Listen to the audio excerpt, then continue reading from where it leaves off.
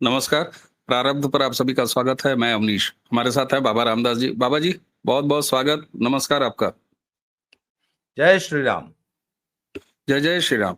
बाबा जी, पंजाब से खबरें हैं कि रुकने का नाम नहीं ले रही हैं। कभी किसान आंदोलन सालों-साल चलता रहा, उसके बाद उन्हीं किसानों को भगवंत मान सरकार की लाठियाँ भी मिली।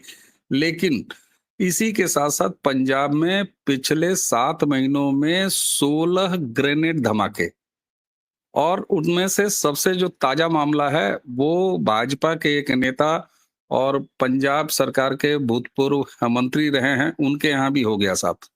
ट्रेंड ये देखा जा रहा है कि कहीं कोई जान नहीं जा रही है, बल्कि हड़काने या धमकाने, कभी पुलिस चौकियों में मैं वो पूरा सिलसिले की स्लाइड भी चलाऊँगा कि कैसे इन तमाम महीनों में हुआ है।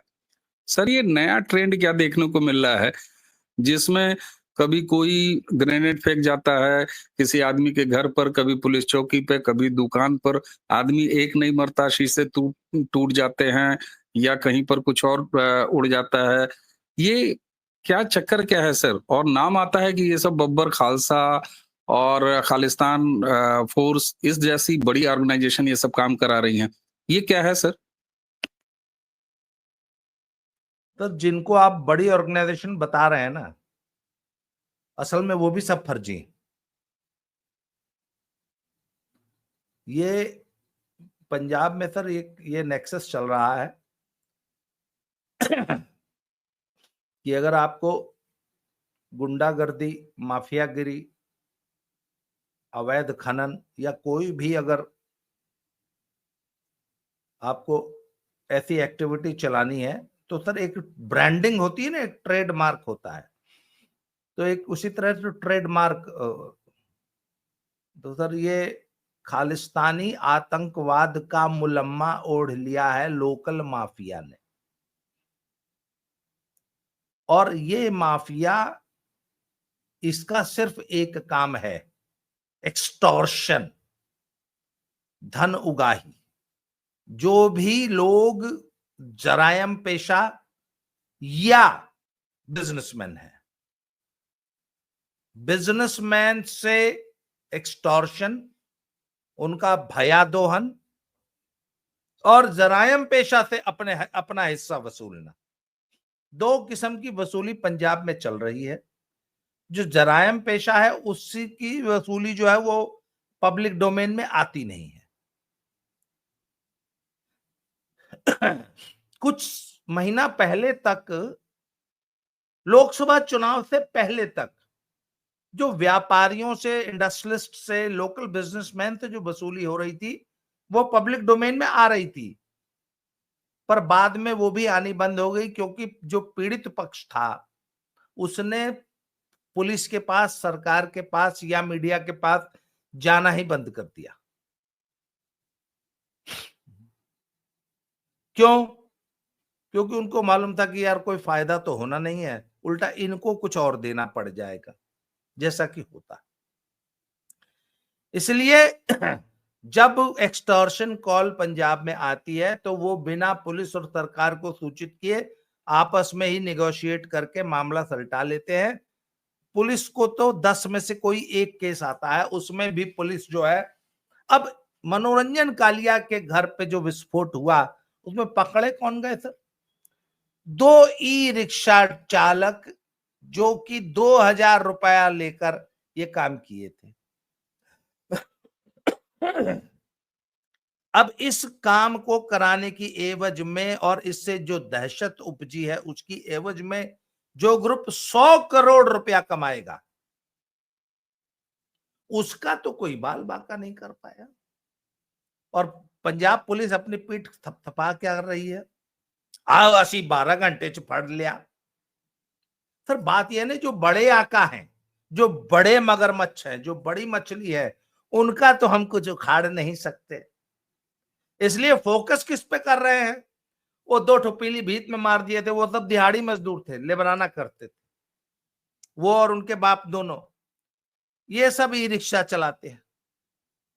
अच्छा, वो अभी एक और खबर आ रही थी कि ई रिक्शा भी किराए का है। 300 से 500 रुपए की दिहाड़ी बनाने वाला वह व्यक्ति था जिससे ये ग्रेनेड फेंकवाया गया।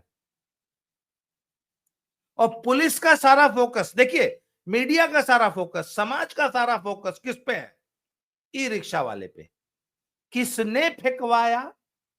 कौन है इसका सरगना? कहां बैठा है? अगर कोई अमेरिका में बैठा है तो कोई तो पंजाब में भी होगा जो हैंडल कर रहा होगा। आखिर फिजिकली जो पैसा लेन देन होता है वो पंजाब में कुछ तो होता होगा। आप मुझे बता दीजिए कि पिछले 2 सालों में कितने हैंडलर या कितने बड़े माफिया पकड़े गए, कितने माफियाओं को पंजाब पुलिस ने एनकाउंटर कर दिया, कितने माफियाओं के पैर में घुटने में गोली मार दी, या कितने माफियाओं के अवैध होटलों पे, मेंशंस पे, मॉल्स पे, घरों पे पंजाब पुलिस ने या पंजाब सरकार ने बुलडोजर चलवा दिया।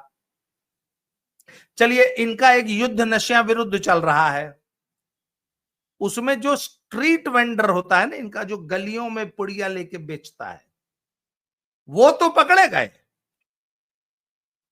पर वो जो 10, 20, 50 किलो हेरोइन अमेरिका से मंगवा रहा है, जो कि अफगानिस्तान और पाकिस्तान होते हुए, नेपाल होते हुए भारत में घुसती है, वह कितने हैंडलर पकड़े गए? 17 ग्राम की इन्होंने, एक हैंडलर तो अमनप्रीत कौर हेड कांस्टेबल पकड़ ली, वो अभी तो कहीं से लाई होगी, 17 ग्राम की नहीं। कितने पकड़े गए आज तक मुझे? और नशे के खिलाफ युद्ध भी चल रहा है। युद्ध में मारे कौन जा रहे हैं? प्यादे। अरे भाई बताओ तो सही, कितने वजीर, कितने हाथी, कितने घोड़े? रानी कब मारी, राजा कब मारोगे? एक कौन सी शतरंज है भैया जिसमें सिर्फ प्यादे मारे जा रहे हैं?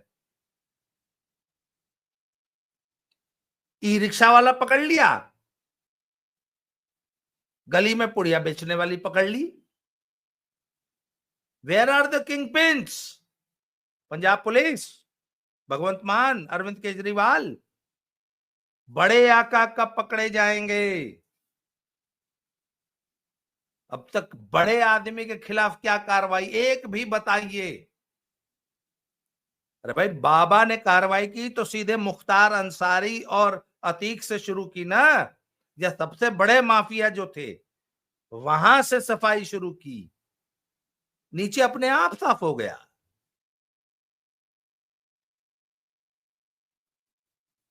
तो सर, जी। पंजाब सरकार और पंजाब पुलिस की अप्रोच में यहां अंतर है कि वो ई रिक्शा वालों को पकड़ के अपनी पीठ थपथपा रही है और सोचती है कि हम समस्या को हल कर लेंगे। बड़े हैंडलर पे हाथ डालने की हिम्मत नहीं है।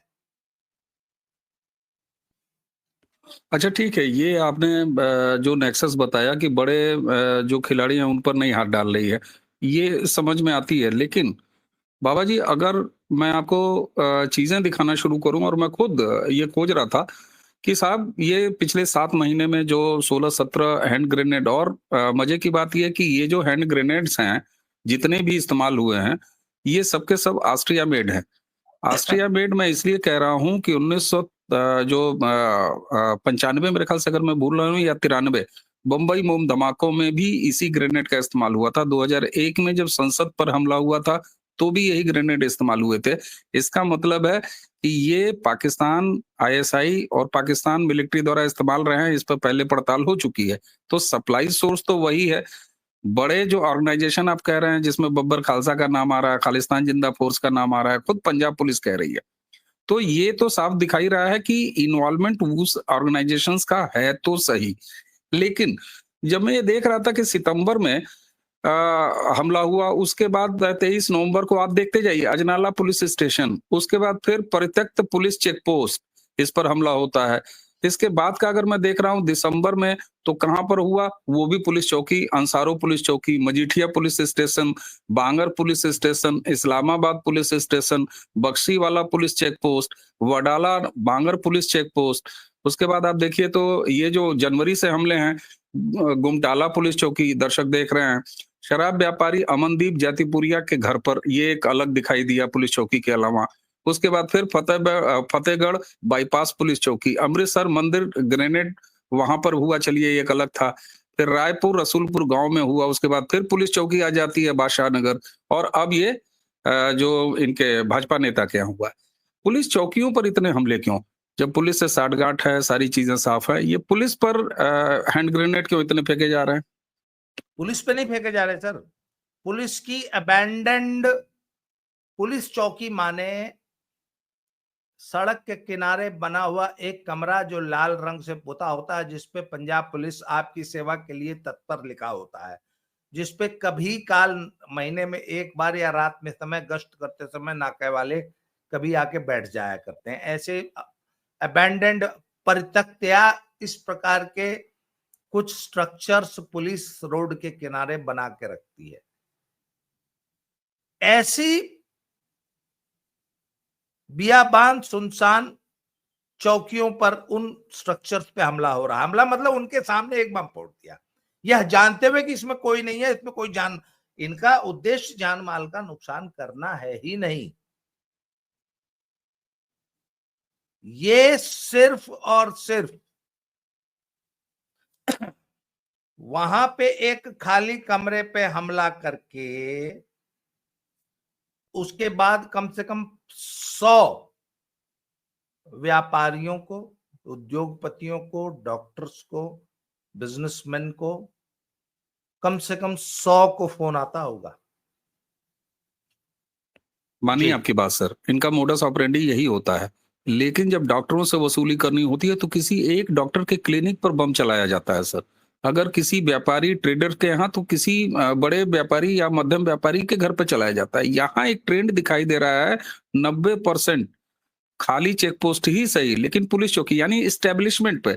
ये तो माओवादियों का एक मोडस ऑपरेंडी है सर, जो इसमें दिखाई दे रहा है। खालिस्तानियों के एटीट्यूड में ये कहाँ से चेंज आया है, मैं ये जानना चाहता हूँ, ये क्यों हो रहा है? सर ये मैं आपको बताऊं, सच बताऊं आपको, खालिस्तानियों को तो इसमें बदनाम किया जा रहा है। असल में ये खालिस्तानियों का जो असली खालिस्तानी है या थे कभी, फिर वो तो पूरी तरह डिसमेंटल हो चुका है। अब उसका नाम इस्तेमाल करके, जैसे ये लॉरेंस बिश्नोई का जो गैंग है, इसके नाम पे हजारों लोग वसूली कर ले जा रहे हैं। अब कौन वो कहता है कि मैं तो जेल में बंद हूं, मेरे नाम पे अब कौन क्या कर रहा है मैं क्या बताऊं। तो सर बात यह ना कि खालिस्तानियों के नाम पर कुछ लोगों ने धंधा चला रखा है। सर आपको याद कीजिए 80 और 90 के दशक का खालिस्तान मूवमेंट, खालिस्तानी आतंकवाद, वो जिसे ये लोग खाड़कूवाद हम लोगों से कहलवाते थे, उसका स्वरूप और इसका स्वरूप देख लीजिए। वो आइडियोलॉजी बेस्ड लड़के थे जो कि बाकायदा एक तंत्र ने रिक्रूट किए थे, और उनका प्रोफाइल क्या था 80 और 90 के दशक में जो आतंकवादी थे उनका प्रोफाइल क्या था। आज के इस सो कॉल्ड ई रिक्शा चलाने वाले और दिहाड़ी मजदूर करने वाले खालिस्तानी आतंकवादी का क्या प्रोफाइल है, जिसको पंजाब पुलिस कह रही है कि ये खालिस्तानी आतंकवादी है। भाई एक दो कौड़ी का टुच्चा कोई एक लौंडा अगर आज लॉरेंस बिश्नोई का नाम लेके आपसे 1 लाख रुपए वसूल कर ले जाए, तो पंजाब पुलिस को या यूपी पुलिस को क्या कहना चाहिए कि लॉरेंस बिश्नोई वसूली करके ले गया या एक जेब कतरा जो है वसूल करके ले गया। तो सर बात यह कि खालिस्तानियों के नाम को भी अब्यूज किया जा रहा है, और असल में कोई खालिस्तान का इंफ्रास्ट्रक्चर या कोई है नहीं जो कि इन अब्यूजर्स को पूछ सकेगा हमारा नाम काय बदनाम कर रहे हो भाई, अपने नाम पे करो ना धंधा, हमको काय झूठे बदनाम कर रहे हो। सर एक तो वो पन्नू है, आज खालिस्तान के नाम पे जितना भी दोहन हो रहा है, सर ये क्या है, पंजाब के जो लोग यहां से निर्वासित है वो America, Europe, Canada, Australia, New Zealand में बैठे हैं, एक एक गुरुद्वारे की गुल्लक पे कब्जा कर लिया है, वहां के डायस्पोरा से लाखों पाउंड, यूरो, डॉलर हर महीने वसूलते हैं सिर्फ खालिस्तान के धर्म युद्ध के नाम पे, और ऐश कर रहे हैं। वो एक गुरपतवंत सिंह पन्नू है, वो यहाँ के लड़कों को बोलता है कि जाके लाल किले पे जो है झंडा फहरा दो, $2 मिलियन दूंगा। आज तक साले ने 2 रुपया नहीं दिया। यहाँ के बच्चे बेचारे जो है, जो अरे एक बार बताइए ना, इस प्रकार से मोटिवेट होके जाके चढ़ गया वहां डीएम ऑफिस के ऊपर खालिस्तान जिंदाबाद लिख दिया स्प्रे गन से, उठा के जेल में बंद हो गया, एनएसए लग गया, 3 साल से जेल में बंद है। पन्नू ने 2 रुपया नहीं दिया, जबकि कहा था $2 मिलियन वायदा करिए, और उस $2 मिलियन की वहां पे वसूली कर लिया। ठीक है, ये तो इनका धंधा है। तो जो ठीक है, एक्चुअली जो खालिस्तान के नाम पे धंधा चला रहे वो भी तो फर्जी हैं। ठीक है सर। ये मान लिया आपने 80 के दशक का, उसको हमने भी बड़े छात्र जीवन में नजदीक से देखा है, उसी तराई बेल्ट में देखा है। आपने कहा कि वो जबरिया जो हम लोगों को खाड़कू कहलाते थे, अच्छा, बड़े महंगे आतंकवादी हैं खालिस्तानी, ठीक है सर। उनको कनाडा से फंडिंग आती है, उनको यूएस से फंडिंग आती है, ठीक है सर, मान लिया। लेकिन सर, ये जो टुच्चे लोगों को इस्तेमाल कर रहे हैं, अब ये तो वही वाली लाइन हो गई कि बेचारे ये लड़के जो हैं, भटके हुए नौजवान पत्थर उठा लेते हैं, भटके हुए नौजवान AK-47 उठा लेते हैं, ये जो इस्लामी आतंकवादी हैं, बुरहान मानी। तो आखिर ये बताइए, यूपी, बिहार या बाकी देश में भी तो तमाम तरह की समस्याएं हैं, और बिहार का अगर मैं कहूँ आपको, तो माओवाद ठीक-ठाक जिंदा है सर। छत्तीसगढ़ में माओवाद ठीक-ठाक जिंदा है, कंट्रोल्ड है। तो वहाँ के लड़के क्यों नहीं 2000-3000 पर ई-रिक्शा लेके माओवादी बन के पर्चा फेंक आते? सवाल ये उठता है सर। तो ये एक आप उनको दे रहे हैं। एक चीज़ सिर्फ मैं जानना चाहता हूँ आपसे और। आपने कहा कि उस समय खालिस्तानी जो है वो एक मूवमेंट के लिए लड़ते थे, और वो खालिस्तान मूवमेंट लगभग खत्म हो गया है। मान लिया सर आपकी बात। सर फिर ये बताइए, ये दौर हम देख रहे हैं जिसमें बाकायदे खालिस्तानी जीत कर संसद में पहुँच चुके हैं। अपनी पार्टी बना रहे हैं उसी पंजाब में। तो ये कैसे मान लिया जाए कि पहले वाले बड़े महँगे थे और ये वाले बड़े सस्ते हैं? अब तो ये माननीय सांसद हैं सर, और 2 चुन के आ चुके हैं, तीसरा जीतते-जीतते बच गया। एक चीज़ और, खालिस्तानी पार्टी वहाँ पर बनाई जा रही है।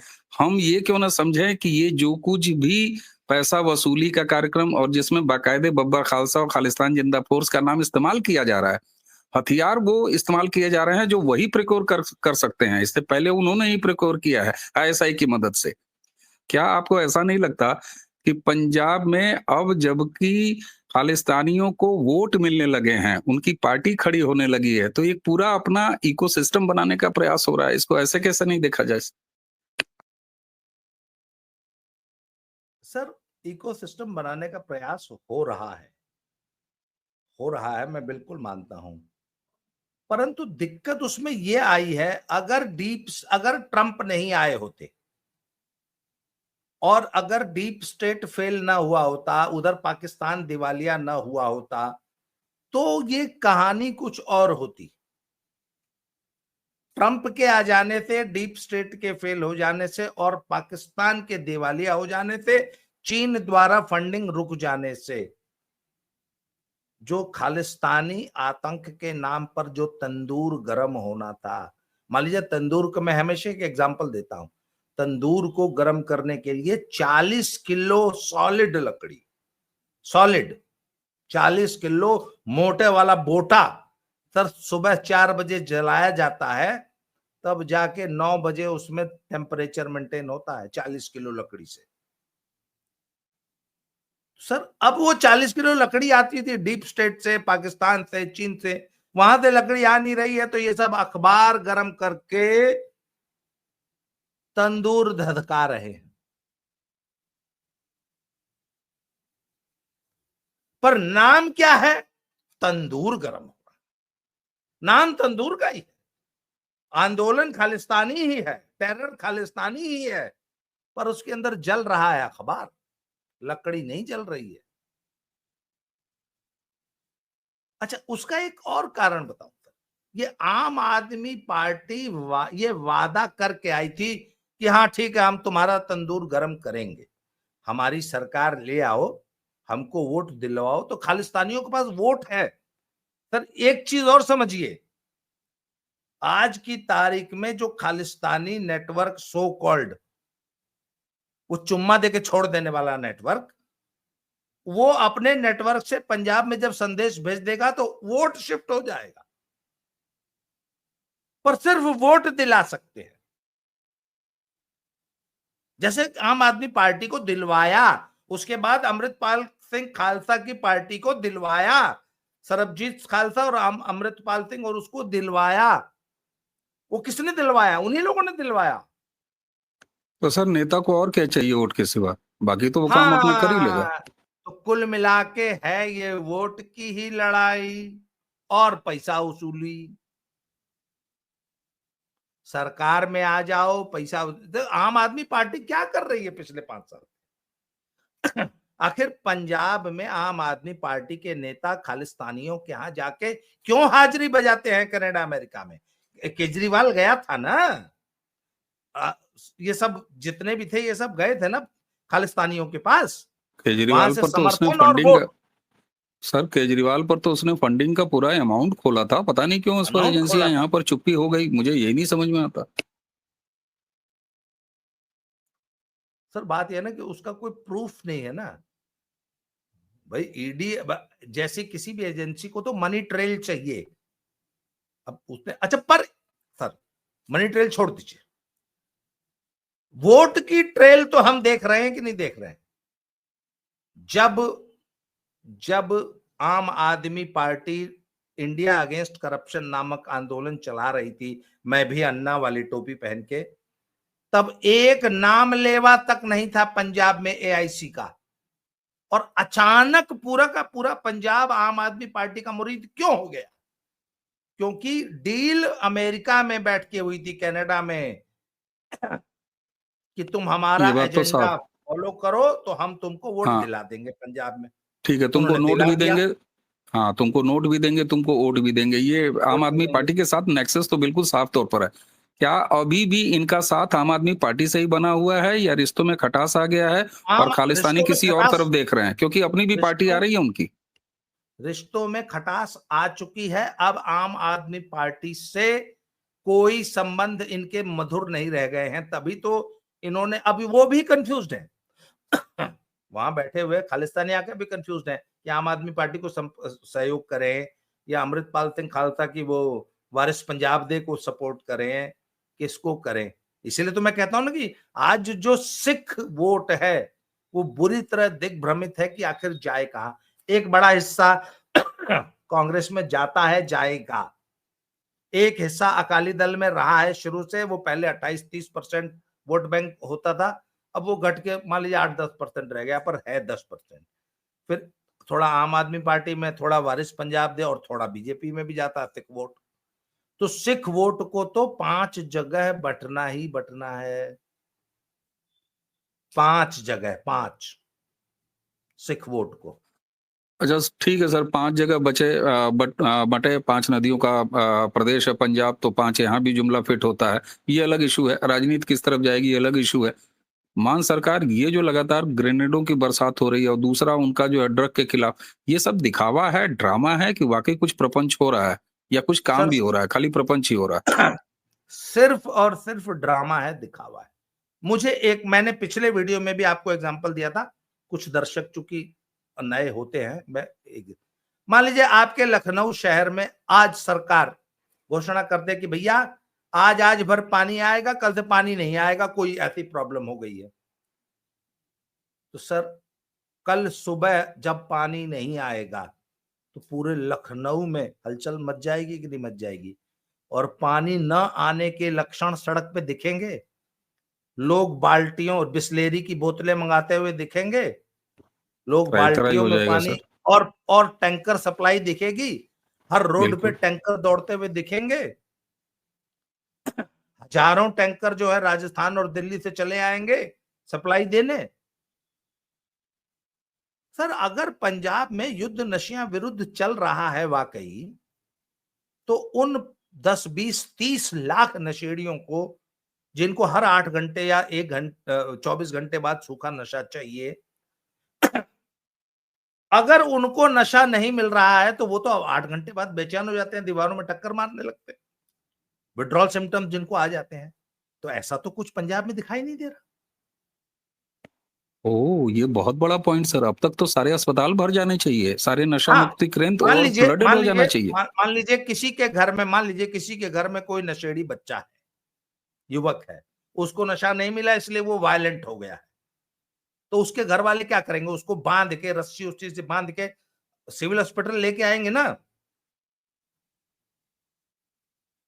बिल्कुल सर, या ये किसी नशा सफलता का मुक्ति पैमाना होता अगर अस्पताल भर तो जाते तो अगर पंजाब के। हर अस्पताल के आगे 5-10 हजार हाँ ड्रग एडिक्ट्स इस तरीके से दिखाई देते और पूरा मीडिया भरा होता, पिछले 15-20 दिनों से अगर आप भाई आप कह रहे हैं ना कि नशे की सप्लाई बंद है, ये तो सबसे बड़ा सफलता का पैमाना होता तो है इस उन ड्राइव का सर। 25-30 लाख लोग जो नशा करते थे वो कहां गए? उनको अब तक विड्रॉल सिम्टम क्यों नहीं आया? बताइए। ये बहुत सवाल बड़ा बनता है। सवाल सर, अच्छा, बहुत ये बड़ा सवाल मेरे अलावा सुनिए, ये सवाल मेरे अलावा इस पूरे देश में केजरीवाल से और भगवंत मान से कोई क्यों नहीं पूछ रहा? बताइए। बिल्कुल आप सर, कह रहे और हैं कि मैं तो हम कह रहा हूँ। लखनऊ को सुनिए सुनिए, आप हाँ, कह हाँ, रहे हैं कि हम लखनऊ को पिछले 15 दिन से पानी नहीं दे रहे हैं। इसके और कोई बावजूद शिकायत भी नहीं कोई कर रहा। लखनऊ में बाल्टी लिए बेचैन नहीं घूमता हुआ दिखाई दे रहा। इसका मतलब एकदम क्या हुआ? ड्रामा है, प्योर ड्रामा इसका है। मतलब पानी आ रहा है। इसका मतलब लखनऊ में पानी की सप्लाई बदस्तूर जारी है। नशेड़ियों को नशा मिल रहा है साफ तौर पर, ये दिखावे जिस का दिन ड्रामा है। नशेड़ी को नशा मिलना बंद हो जाएगा, उस दिन वो सरकारी अस्पताल में पहुंच जाएगा कि भैया वो गोली दो जो देते हो तुम नशा मुक्ति केंद्र में, जिससे कि मैं भाई होता क्या विड्रॉल हाँ, सिम्टम्स हाँ, सिम्टम्स होते हैं। अरे सर, वो जघन्य हत्याकांड करने वाला वो साहिल और उसके साथ लड़की जो है, वो जो दोनों ड्रग एडिक्ट, वो जेल में पहुंचने के बाद वो सब ड्रग मांग रहे थे, उनको उठा के जो है नशा मुक्ति केंद्र में जेल वालों ने भर्ती कराया है। तो नशेड़ियों की हाँ हालत बिल्कुल सही है, और इस हिसाब बिल्कुल। से इस समय पंजाब के सारे अस्पतालों को भर देना चाहिए था, और उसके अलावा पंजाब से हजारों लाखों वीडियोज आने चाहिए थे कि नशेड़ियों को नशा नहीं मिल रहा है, इसलिए ये सारे लोग बेचैन हैं। यहीं से ये लगता है कि पूरा ड्रामा है, और सिर्फ ड्रामा ड्रग तक नहीं है। दुख की बात यह है कि यहाँ पर पंजाब को बर्बाद किया जा रहा है सर। पंजाब में धन उगा ही, वैसे ही पंजाब को सड़ता पंजाब बना दिया है, और इंडस्ट्रीज जो बची कुची हैं उनको भी खत्म करने की तैयारी भगवंत मान कर रहे हैं, सिर्फ वोटों की कीमत पर। क्योंकि आपने ही जैसा कहा कि खालिस्तानियों के पास वोट हैं, और निश्चित तौर पर सर खालिस्तानियों के पास वोट हैं, तभी 2 खालिस्तानी सीधे-सीधे जीत के आए। जी। सर एक आपका वीडियो लंबा हो रहा है, फिर भी 2 मिनट और लूंगा। सर जब आप किसी भाजपा के बड़े नेता जो कि मंत्री रहा है उसके घर पर ग्रेनेड हमला करते हैं, और जब आप किसी उद्योगपति से, पूंजीपति से, किसी व्यापारी से, किसी बिजनेसमैन से 2 करोड़ रुपया वसूल लेते हैं, तो अंदर अंदर सभी उद्योगपतियों में मैसेज चला जाता है कि अब पंजाब रहने लायक नहीं है, यहाँ पर इंडस्ट्री लगाने लायक, यहाँ बिजनेस। पहले तो यही गारंटी नहीं है कि कब आपके घर के आगे कोई किसान यूनियन आके बैठ जाएगी, जत्थेबंदी कब पूरे पंजाब को जाम कर दिया जाएगा, कैसे इंडस्ट्री लगाओगे। और मान लीजिए वो सब नहीं भी हुआ तो क्या गारंटी है कि कल को कोई खालिस्तानी नाम से आपसे 2 करोड़ रुपए वसूल ले जाएगा, इसलिए भैया बाबा के यहाँ चलो, यूपी बहुत सुरक्षित है। तो सर ऐसे माहौल में कैसे इंडस्ट्री, कैसे बिजनेस पनपेगा पंजाब में? फिर तुम कहते हो कि पंजाब में रोजगार नहीं है इसलिए वो यूथ पलायन कर रहा है, अमेरिका जा रहा है बाप दादा की 2 बीघा जमीन बेच के। क्यों? इसी बिल्कुल सही। पंजाब में इन्वेस्टमेंट, इसी नहीं पंजाब आएगी में हो सर, नौकरी का नहीं आएगी सृजन। सर, लेकिन एक चीज़ और भी है ना, ये सारा दुःख दरिद्र, जितनी परेशानी है, इसका इलाज भी पंजाब की जनता के पास ही है। आप अपने लिए जैसी सरकारें चुनेंगे, उसी तरह के आपको नतीजे देखने को मिलेंगे। उम्मीद है पंजाब की जनता आज नहीं तो कल समझेगी। इसी उम्मीद के साथ बाबा जी आपको बहुत-बहुत धन्यवाद। दर्शकों, आज की ये चर्चा यहीं समाप्त करते हैं। बाबा जी के साथ फिर बैठेंगे किसी और विषय पे, तब तक के लिए आज्ञा दीजिए। नमस्कार।